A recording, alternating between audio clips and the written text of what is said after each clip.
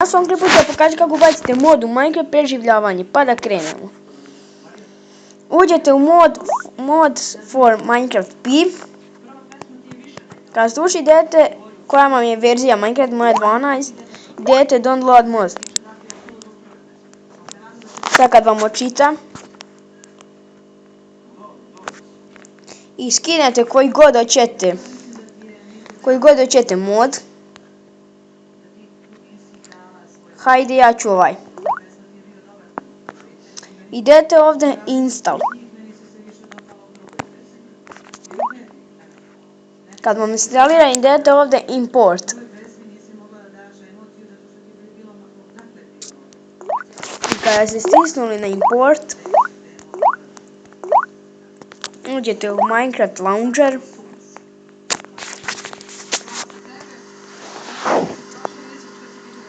Sad kad vam uđe,